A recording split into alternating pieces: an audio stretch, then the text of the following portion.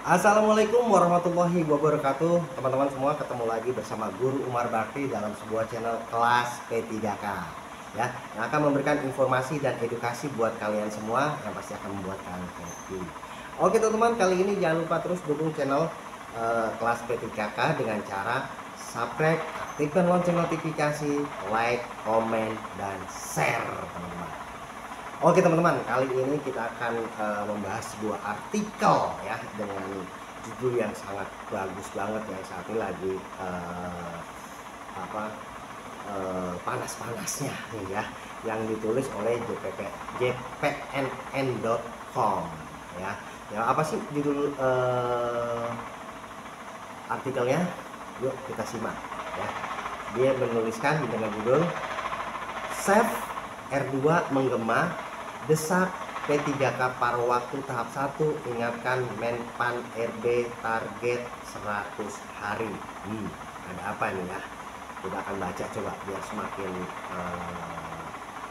tahu apa sih maksudnya selamatkan R2 ya. Tes R2 itu menggema di media sosial teman-teman. R2 merupakan formasi K2 yang ikut seleksi P3K 2024 tahap 1, tetapi tidak mendapatkan formasi saat rankingan. Nah, Save R2 ini disuarakan honorer K2 karena ada wacana untuk mengalihkan mereka ke optimalisasi P3K 2024 tahap kedua.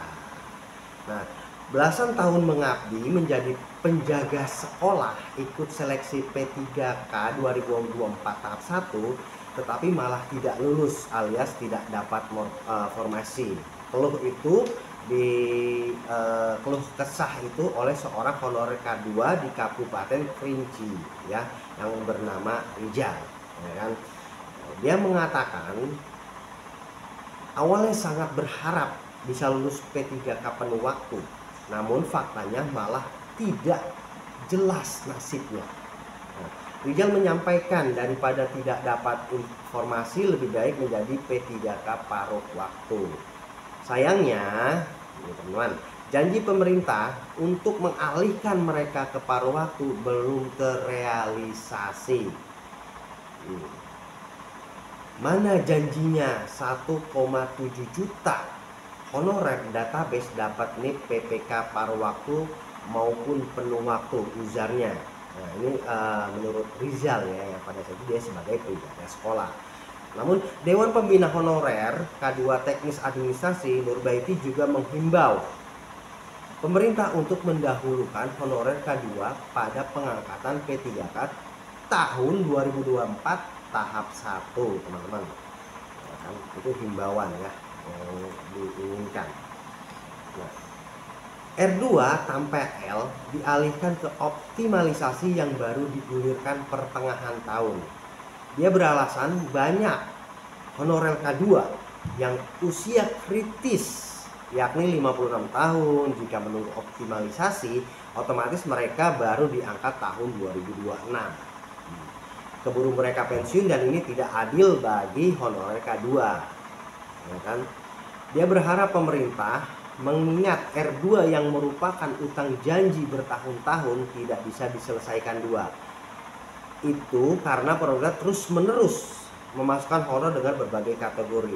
Kalau fokusnya ke database BKN, kejadian enggak akan begini.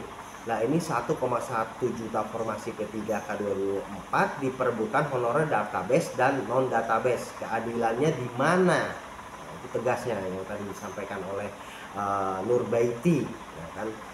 Nah, Bunda Nurbaiti juga mengatakan bila pemerintah mengeyel menunggu optimalisasi untuk R2 tanpa L, mereka tidak merasa menjadi ASN. Ibu Menpan RB dan Pak Aba PLT Deputi SDM Aparatur Kemenpan Pan RB bilang honorer yang tidak ada formasi diangkat menjadi P3K paruh waktu dan dapat NIP dengan penggajian tidak mengurangi pendapatan mereka saat menjadi honorer. Itu kan sudah jelas gitu ya teman-teman. Bunda Nur juga menyampaikan banyak honorer K2 yang geram dengan kebijakan saat ini. Pernyataan menteri tidak sejalan dengan kebijakan yang dikeluarkan. Sebab regulasi tidak memikirkan honorer berusia kritis. Dia mencontohkan Jakarta lebih dari 100 honorer K2 berstatus R2 saat pengumuman kelulusan P3K 2024 tahap 1. Kondisi tersebut terjadi pada sebagian besar daerah. Honorer non K2 atau R3 malah banyak yang lulus menjadi P3K penuh waktu. Saya juga membayangkan bagaimana honorer menumpuk di tahap 2 karena antara formasi dan jumlah honorer tidak sesuai. Bunda Munur juga menegaskan di sini, kalaupun P3K tahap 1 selesai, artinya program kerja 100 hari dari Menpan RB ini berhasil.